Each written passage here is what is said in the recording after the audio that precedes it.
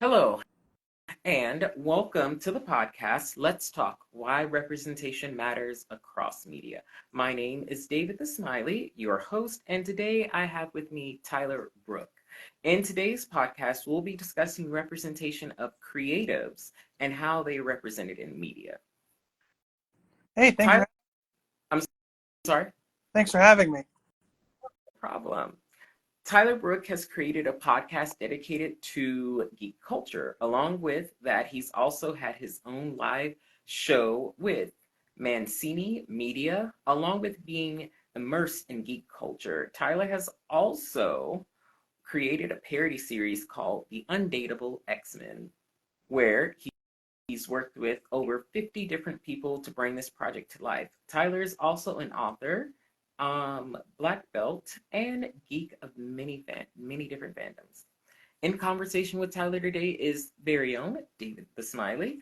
I'm an actor, cosplayer, Q&A host, panelist, and more. But first, I would like to thank you all for tuning in, and I hope you enjoyed today's conversation.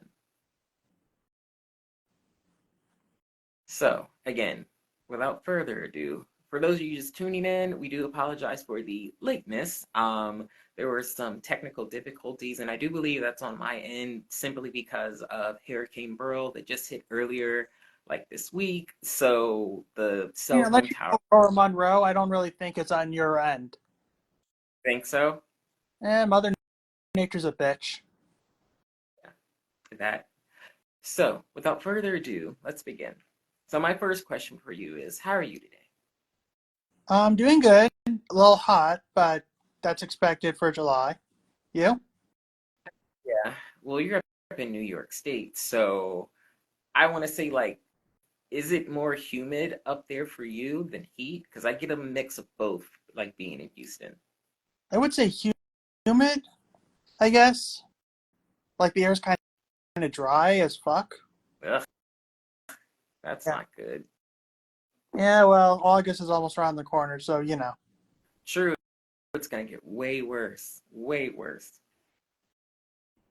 So my next question for you is, where did you grow up?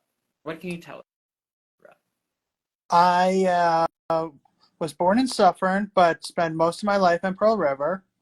I for those who don't know, that's in Rockland County, which geographically speaking is about 40 minutes away from the city. It's like a little point of reference. Oh, wow, really?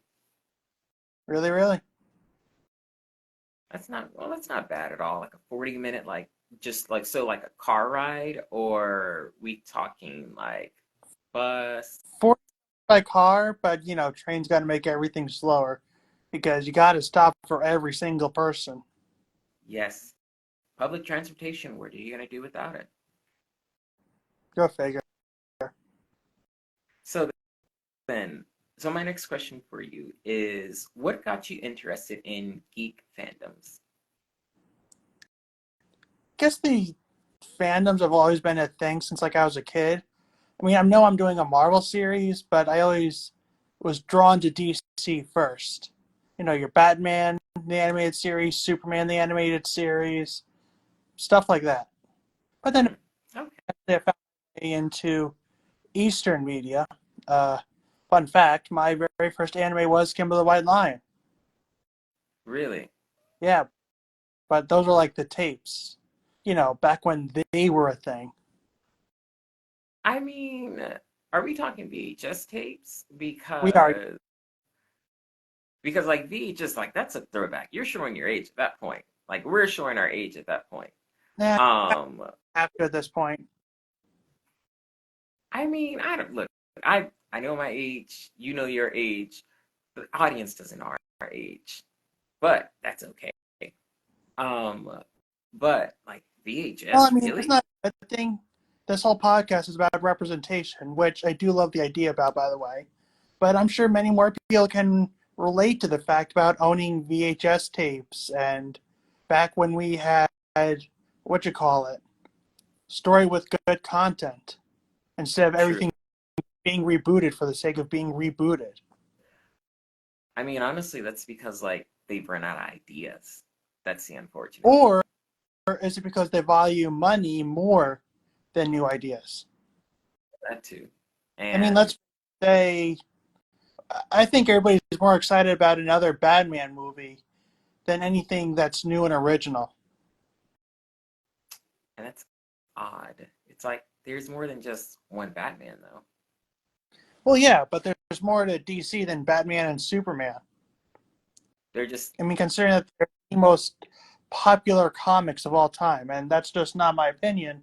But in terms of best selling, two of the four best selling comics of all time are Batman and Superman. true. This I can agree with.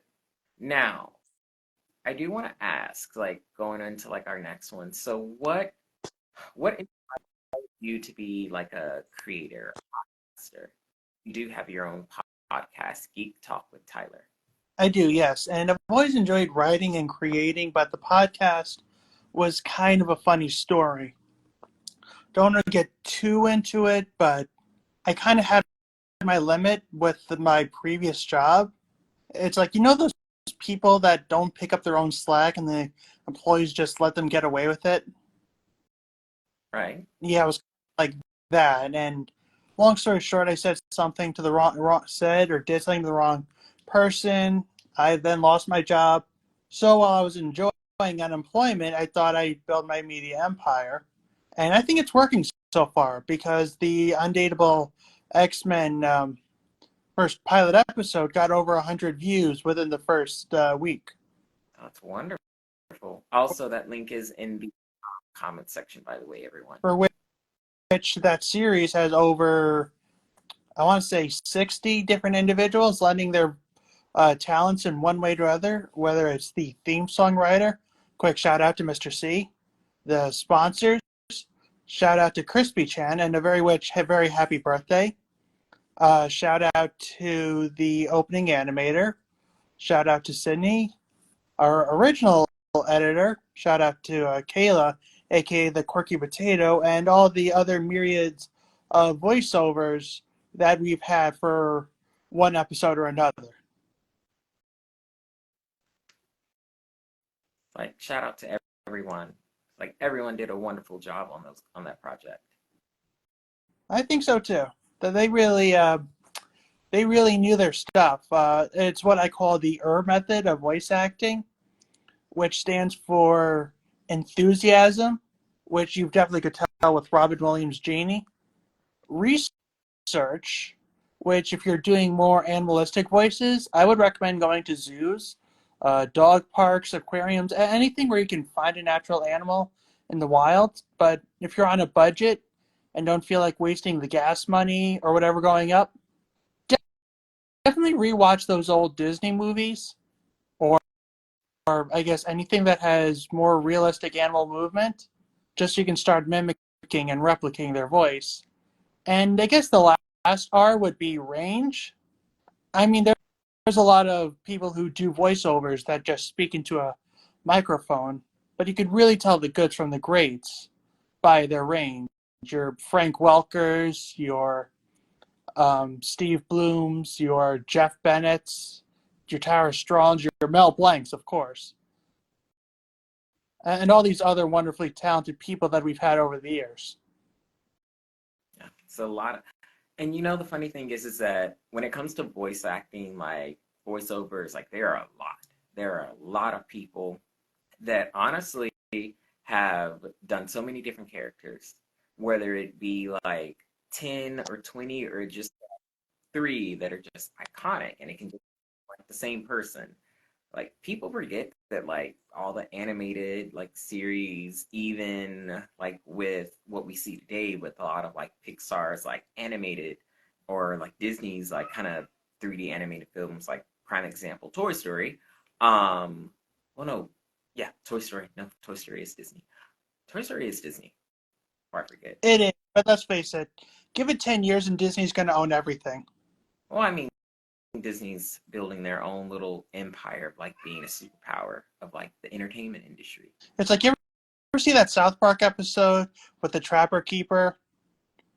I actually haven't. I don't really watch South Park.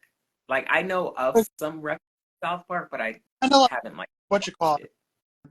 The way Carmen gets absorbed with the Trapper Keeper was kind of a reference to Akira, where it's just one large blast of mob absorbing everything in its path. Mm. Yeah, yeah, that makes sense.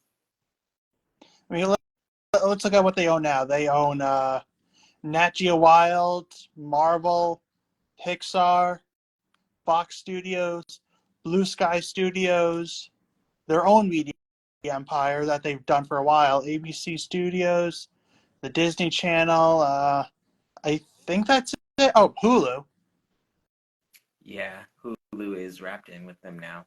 That's what my dog on. And yeah, Sports, I want to say. Who? ESPN Sports, I want to say. So I think that was part of a Disney Hulu bundle. Oh, I think so too. Like I think I've seen that like ad on there. Like, nah, I'll pass on ESPN. I'm good. Yeah. So So then we're gonna go into our next question. When was the first time you saw geek representation in media? that's going to be a difficult question to answer, and I'm going to tell you why.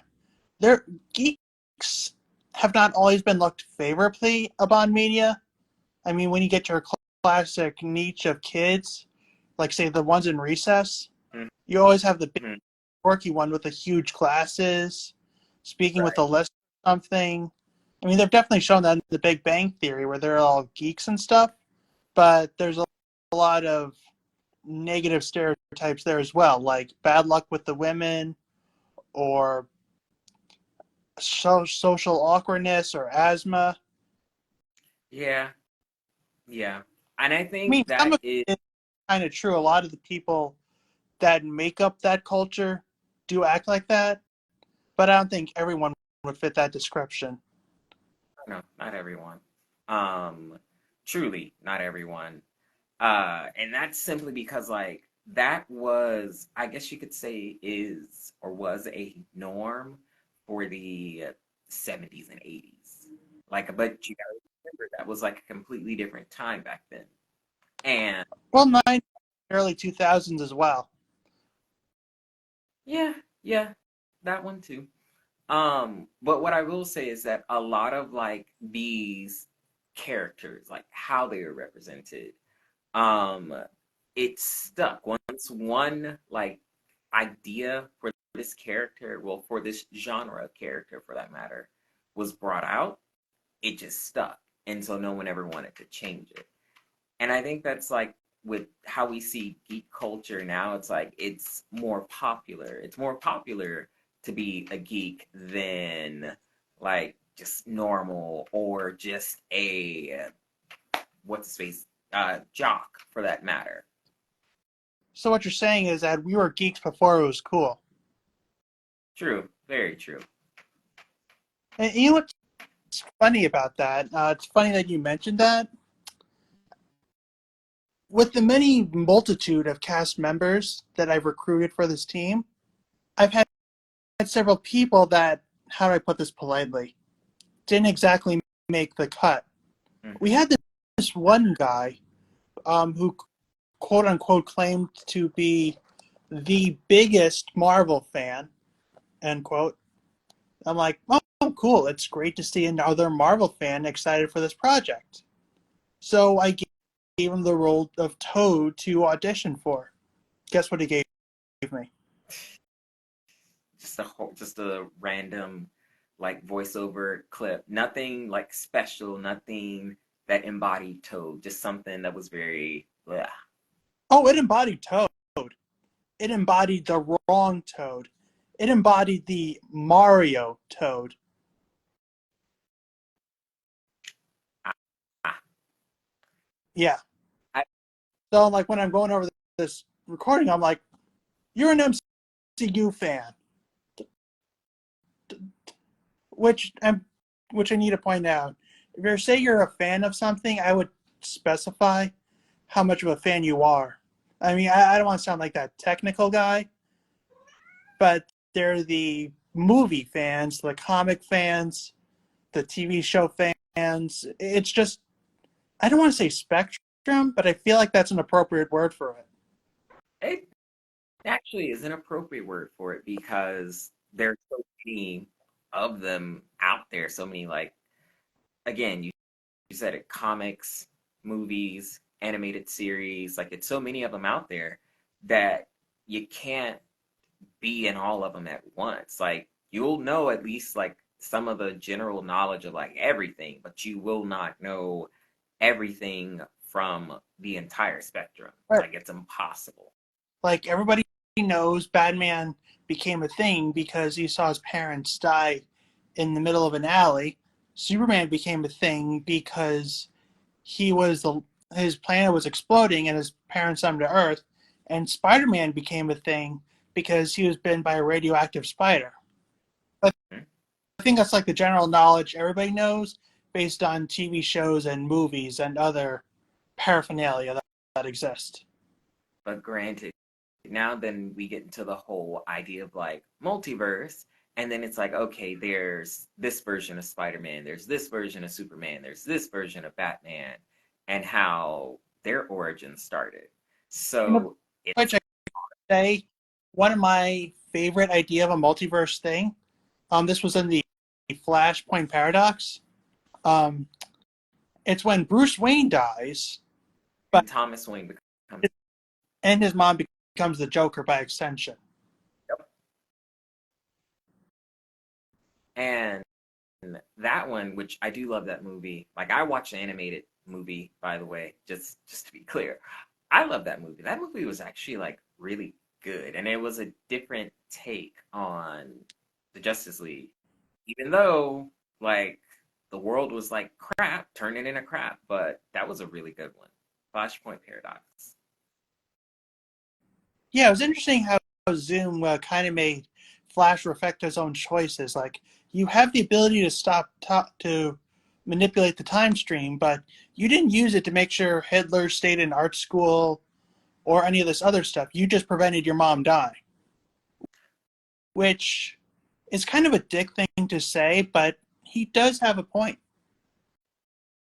Yeah, true. I mean, even with and you can laugh at this, Rick and Morty. Uh, like I'm not a huge fan of Rick and Morty. I got into it, and it's funny to watch. And so it's the meatball. Um, As they are like traveler cops, and so there was one episode where Rick was like messing with time and everything, and then so they go back in time, and I think they beat up Albert Einstein. I don't remember that, but it doesn't surprise me that the writers would want to do that. I forgot what I think it was season three. I think it was like season three Sounds right. that happened. Did it still sound like they were voiced by Justin Roiland? Yes. Uh, I don't think. I think season five. I forgot how many seasons they're on. Also, like I just like haven't watched it because I'm focused on like all this other stuff. I've watched all the seasons except this very last one, and I think that's when they changed the voice actors. Well, I think that's one of those moments where we need to ask ourselves, must the show go on? Jessica Walter, rest in power, died near the end of the 12th season of Archer, but instead of recasting her, they just gracefully, I don't want to say wrote her off, but they kind of gave her a nice farewell. Hmm. Um, Whereas opposed to the South Park thing, they just brutalized Chef because his voice actor was offended by the fact that they made fun of what you call it, his religion, sociology. Huh? Yeah, but it's like that show makes fun of everybody, so you just got to take it on the chin, personally. But I think it really tells you a lot about people, how they take their own reactions or their own portrayals in media. Right. Now, I know you say that we talked about you being like a creative podcaster. So, what can you tell us about your creative process? I would say if you're definitely looking for inspiration, whether you're writing a book, whether you're creating a podcast, creating an audio series, a cartoon, writing a script, whatever it is you're doing, I would say look back on some of the funniest moments you've had in your life or something that you feel would be funny if you shared it with somebody. Like, I work at Home Depot currently, and it's no secret we got a fair share of day laborers there, many of whom don't speak English. So I had this Hispanic teenager putting the phone to my face. No idea what he was looking for. He just showed me a picture. So I'm like, I'm sorry, sir, this really doesn't give me much to work with. Can you tell me what you're looking for? So he says, I know English. So here I'm thinking it means that he knows English. So I'm like, okay, I know English too, but what are you looking for? And then after a while, I'm like, okay, he doesn't speak English, which I finally managed to put in one of the X-Men episodes. Really? Yeah. Oh, nice.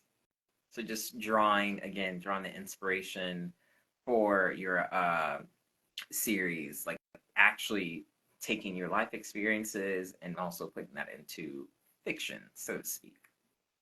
Oh, absolutely. Like, again, referring back to South Park, the character of Mr. Mackey was a reference to Trey's student counselor, even the voice. Okay. Well then, on to our next one. So now, again, we talked about the Undateable X-Men, and we've also talked about the what's his face, your podcast. But what also can you tell us about your previous works? Like, what else have you done? Well, as you mentioned, I am an author. It was a children's Christmas book that I wrote a while back. It's called Peter and the Cold Christmas. I actually did a podcast episode where we were reading it with one of my associates, Marlene Sharp, as well as the Thomas the Tank Engine and Teletubbies creator, Ken Beisselman. Cool. So if you don't feel like what you call it, getting the book, at least check out the episode. I'll definitely do that for sure. Sounds really cool. Sounds like very like some a kid would would a kid enjoy that? Before I say kids would enjoy it. Would a kid enjoy that? Is it for kids? I would say it's really for everybody, but it is a children's picture book. The concept is about a poor boy who lives in Russia who intentionally misbehaves to get coal from Santa to keep his family warm during the winter. Oh, wow, wow. Huh. Interesting. Because we always say like the bad kids get coal for Christmas instead of like gifts, but Yeah, it interesting started take on out that. as a what if thing, but Hmm. then I was writing it, I found myself kind of relating to Peter, doing a lot of things that get misinterpreted as weird or crass or whatever. Right. Hmm. Okay. So then, a follow-up question is, and we talked about, again, geek representation, but personally, have you ever felt represented in media? Hmm. Well, this is really more of a tricky question because I've always felt representation is more of a thing you can emotionally connect with. I mean, don't get me wrong. I do understand the need and appeal of physical representation, but personally, I've always seen it as more of an emotional one. So, yes, I have previously, just not, I can't think of really anything off the top of my head. Okay. No, that's completely understandable. But I mean, you are right. Like, a lot of people actually don't talk about an emotional representation, like intellectual representation for that matter. We do prefer the physical, but I think seeing that like emotional representation is just as important too. Well, they're both very important in their own way. And I understand the need for both, but I am one of those individuals that, feel more representation on more the emotional level or more Okay. intellectual level than the physical one. But Okay. to be fair, I'm not in that group that would like to see more representation physically. I can understand that. So, so then, my next question for you, if you could, how would you inspire people today? I would definitely say write what makes you feel comfortable instead of just writing what you feel other people want. Because Mm, there's an old saying that holds true. If you're trying to appease everybody, you're not really pleasing anybody. So if you're writing what you enjoy and you feel comfortable with, then at least that way you're doing what you love. and I think that's the most important thing. You got to do what you love because, again, as we said, look at the current state of movies and TV series like today, and basically how it's just a money grab. You can tell that there's no love going into like how these character stories are being written versus how they used to like be when they first came out before social media, before everyone was like I have to like trending and everything. Absolutely. I think this ties back to reboots. Um, there's a right way to do it. Uh, the DuckTales 2017 did it when they brought in the new Darkwing Duck. They said it's not going to be, well, I'm paraphrasing. I'm not sure if this is the direct quote, but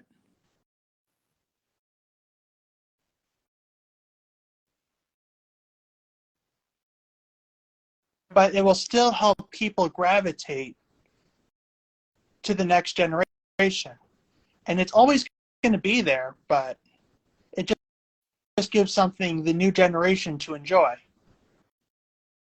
Then, of Yeah. course, there's the, I apologize to anybody that enjoyed this series, but then there's the Velma series on Max, where Mm-hmm. they start off by saying, I identified with Velma, and it has nothing to do with race.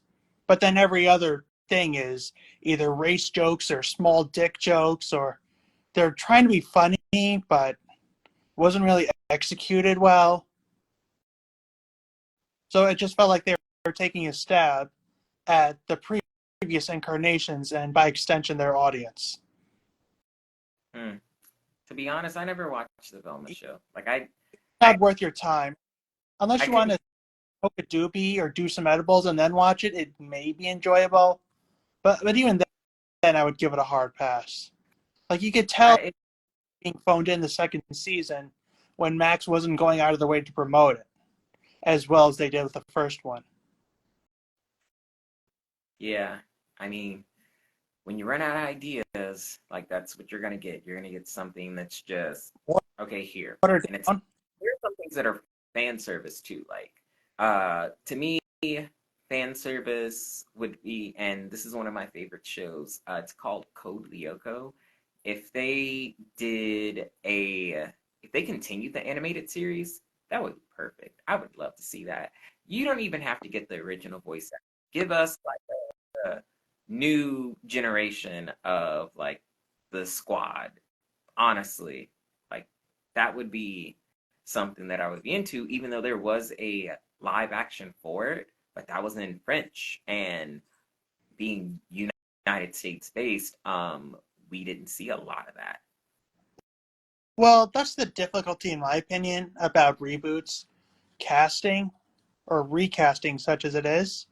Like, there are times where they bring back the cast members, like Animaniacs, or there are times where they bring in new people, like the Teenage Mutant Ninja Turtles.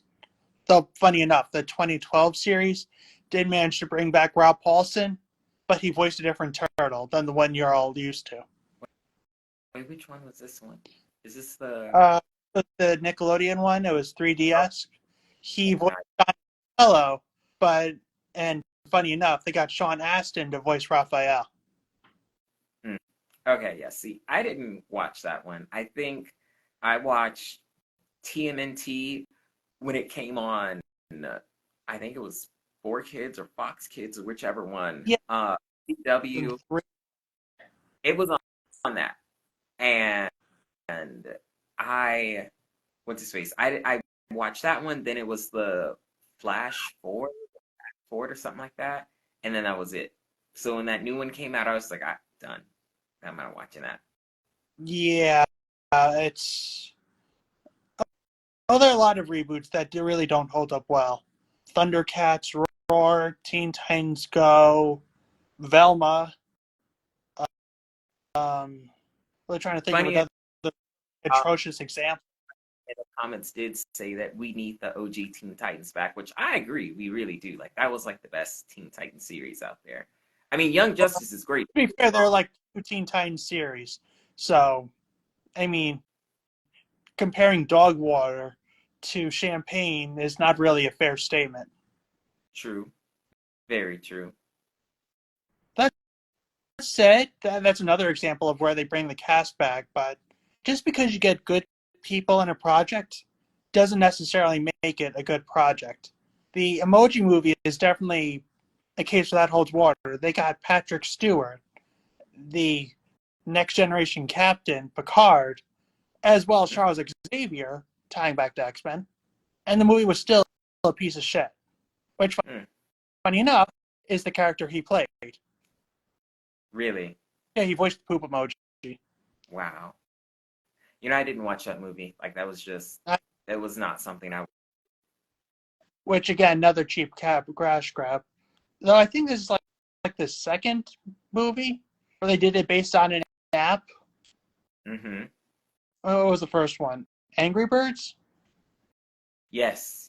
Angry Birds was an app game. Yeah, I mean, what's next? We got to save the civilization by lining up fruit or something? No, but I mean, I could see that.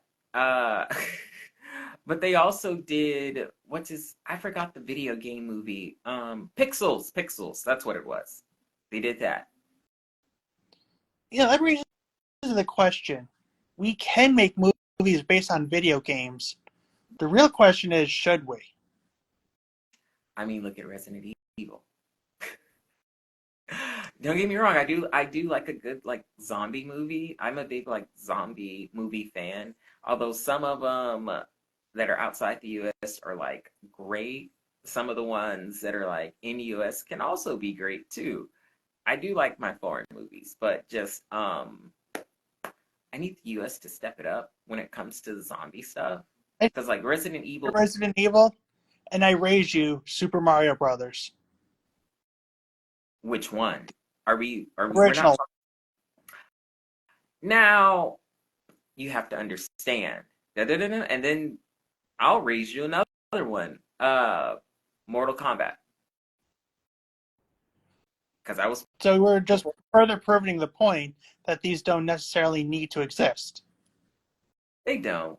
But we also got to remember the time frame too, when these movies did come out. Okay, then let's go back to anime. Dragon Ball Evolution. Mm-hmm. That was 2005, where we had decent CGI. See, we don't talk about that. that one is ugh. And it's like the Mount Rushmore of terrible reboots and remakes. But I think the terrible reboots should have their own terrible live action adaptations. Mm-hmm. I had to put 2 more. Avatar and Cats. I couldn't finish Cats. I didn't watch that one. I didn't watch Cat. I only made it halfway through, and I'm like, done. It's like if you want to see a furry, watch Wonder Woman 84. And she doesn't even get those powers until like very late into the movie. She doesn't turn that way. No, honestly, the whole concept of that movie was stupid. For starters, the main villain that they got for that, his powers didn't even match the comic. Like, I don't know why they just didn't pull a freaking Amazing Spider-Man 2. They got Barbara Minerva as the main villain. She needs money to research her project, but she doesn't have enough, financial support, so she robs banks and conducts it that way. Is that the best movie based on a comic? No. Is it better than what we got? I'd like to think so. Yeah, most definitely. Like that, that would make more sense because it showed like someone completely different. Like this didn't even show that she was Cheetah. She was just some woman who was jealous. That's it. Like I would say what Wonder Woman 84 was to the Wonder Woman movie franchise is what Batman and Robin are to the 90s Batman franchise.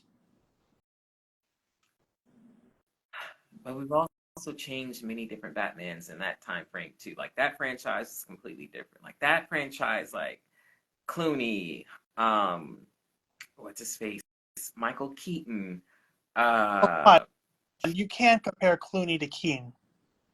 No, but I'm naming like how many Batmans like we've had like in that franchise. Well, yeah, and there's going to be a lot more of them. I mean, Yeah, no yeah. one can never replace Kevin Conroy, God rest in power. Mhm. That But that was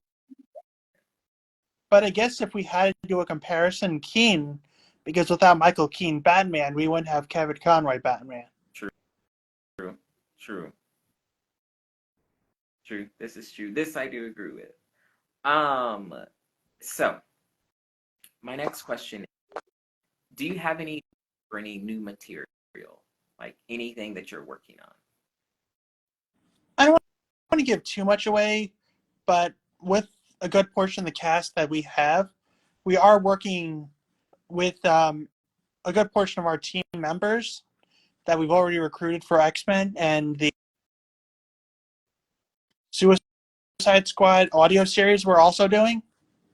Hmm? Basically, that one is about the Suicide Squad members, but they're doing exactly what they're doing, except their missions aren't as big of a grand scale. Like it could be something as mundane as picking up dry cleaning or picking up stuff for a party or being a part of a softball team against the Justice League because they need people. Okay, yeah, But nice. the like I said, for the original content, I don't want to give too much away, but it involves an insurance company. Oh, hmm. Well, yeah, Suicide Squad insurance that would make sense. That Well, would they're make. two different, but you could, but that does make me wonder how Waller is allowed to get away with that. I mean, it's Waller. She's a wall. She's gonna do what she wants. Fair enough. Now on to my next one. What's an important fact that you could tell our audience about being a podcast creator? If you're doing it for the money, don't. If you're doing it because you enjoy doing it, if you want to go find connections with people who are of that like-minded nature, networking, something to add to your resume possibly, then these would be better reasons to start a podcast. Mm-hmm. If you end up making money from it, then that's great. But if that's your sole reason of doing it, then you're just better off tapping out now because there's a lot of competition. I will tell you that much. True. There's a lot, and people know how to utilize stuff now. Like back then, it's either you got left behind with stuff and you didn't evolve with the times, or you learned how to like use it. Now almost everyone knows how to use at least something, some basis of what we have with technology now, and it's great. But that means that makes more competition for you.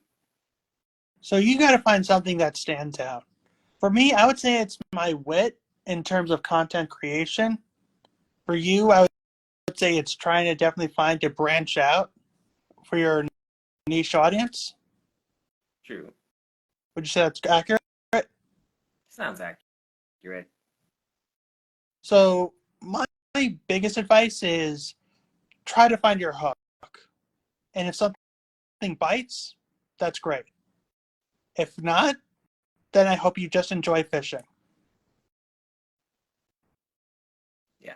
Not everyone knows how to fish, and not everyone knows how to be patient either, which I think is like the most important thing is when you start out with something new, you have to be patient with it because it's not going to just hop to you like you have to be patient and wait just a little while. Give it time.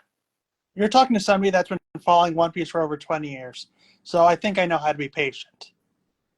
Yeah, you eat there because whew, I don't think I can catch up. Like I remember like some of the last episodes I saw where I knew the storyline and then I fell off. I was like, okay, I can't. Like I'm tired of looking at this. Yeah, as much as I hate to say it, it's definitely a cult following. And yet, funny enough, the second most popular comic and/or manga selling worldwide. Yeah. And I'm all for that. I am totally all for it. I just can't sit through everything because that's a lot. That is a lot. It really is.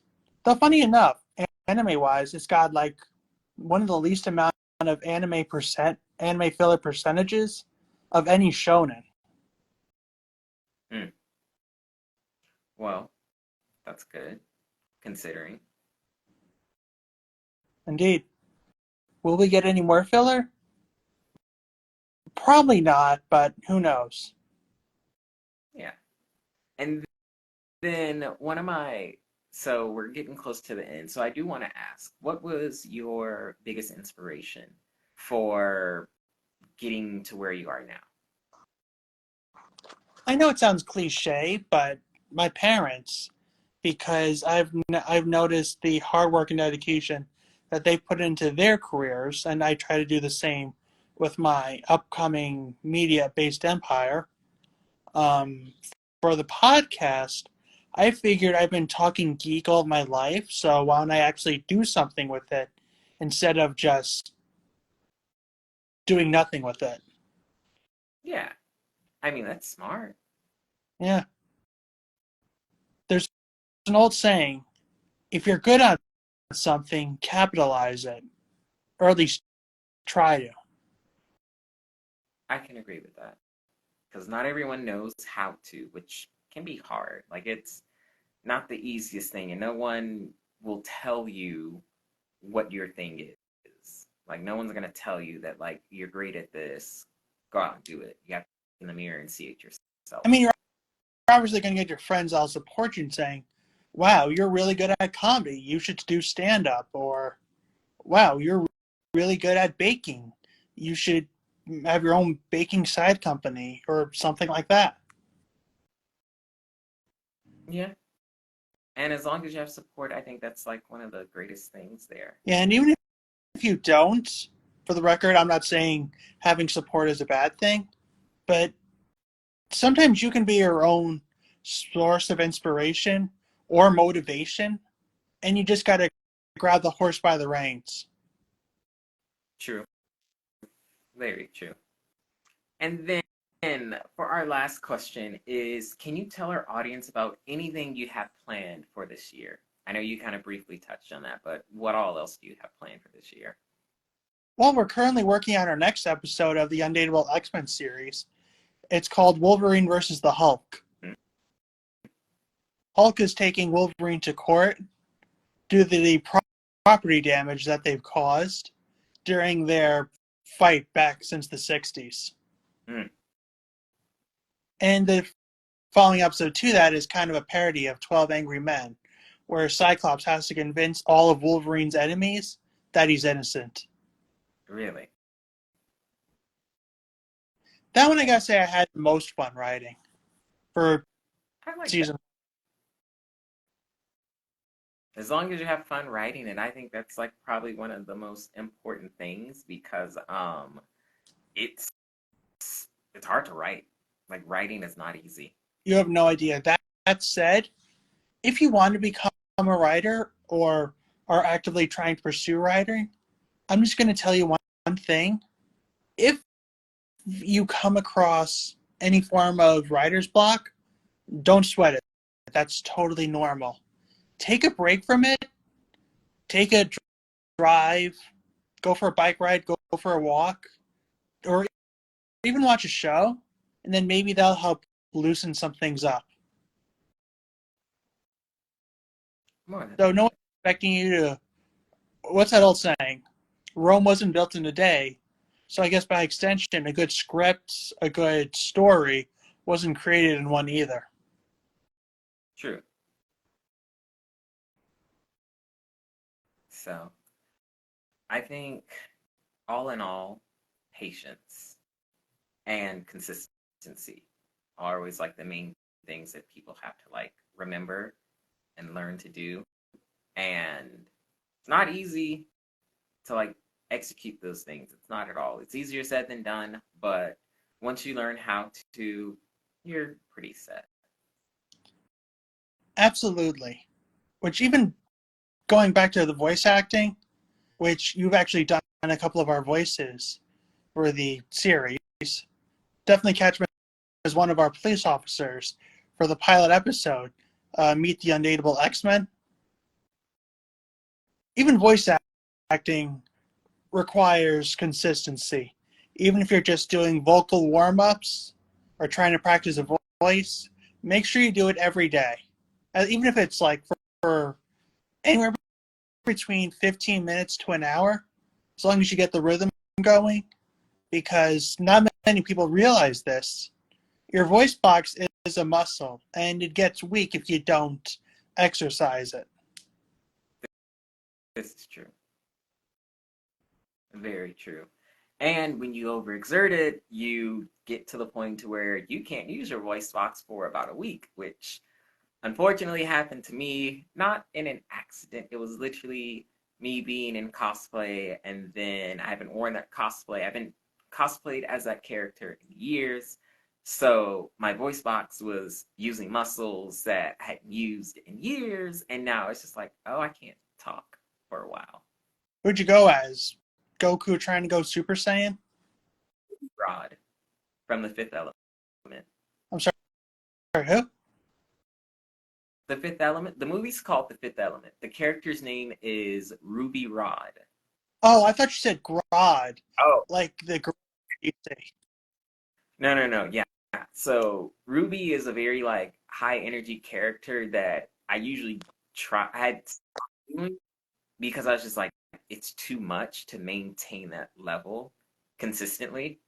So now I'm just like, okay, kind of like, because people were asking about it, it's like, come back, is this? And I'm like, all right, I'm back, came back strong, messed up my voice like right after, and I'm like, oh, this is bad. It really is. And like I said, first off, I want to appreciate the dedication you put into the cosplay. I'm going to give you that acknowledgement right now. Thank you. But that doesn't always mean you need to suffer for your arts. Whether you're a cosplayer and you're doing a hard to walk cosplayer, you got to be somewhat comfortable in what you're doing. True. Actually, I learned that. Especially for me, it's always about bringing an extra spare pair of shoes that match the costume. Because And if you're going to go to any convention, two important things you need to know. First off, cosplay does not equal consent. It's sad that we even need to say it, but it's being said. Just because somebody looks like they're in revealing clothing, that doesn't mean you should even plan on going to any of the bases with them. mm-hmm. And the second thing is avoid con crud. A lot of people do this every year. They wear on really bulky costumes. They don't always remember that there are going to be a lot of people there, and as such, it's going to get hot and you get dehydrated really quickly. So always bring water. Yeah, about that. You see, when it comes to drinking water and eating, that's kind of hard to do. But I mean, we remember as cosplayers, we do remember to do these things, but yeah, at Well, least it's definitely the first time mistake many people make. the first 4 hours for me, like the first 4 hours, that unless I'm doing a panel, the first 4 hours, that's not gonna happen. Yeah. Though, funny enough, I was dressed up as Queen from One Piece um, during Contropolis last year, and I actually met the original voice actor, the original April O'Neil from the live action movies. Remember those back in the day, the FHG movies? Yeah. She was surprised that I wore that costume because a lot of people wear the bulkier stuff, but I'm wearing something that breathes nicer. Got to be comfortable. Got to be comfortable. Yeah. Well then, so that's gonna end for today's podcast. So I just want to say thank you all for listening today, and a big thank you to Tyler for taking the time out of your day to sit down with me. If you would like to see more of Tyler, check out his website, geektalkwithtyler.com, and YouTube, Geek Talk with Tyler or Sandwich Sultan 906. That's the username on YouTube. If you like today's interview, don't forget to subscribe. Also, be sure to check out my website, davidthesmiley.com, for more upcoming podcasts, events I'll be attending, interviews, and more. My name is David Smiley, and thank you all for being here today. Have a wonderful day, and I look forward to seeing you all again. Thanks for having me.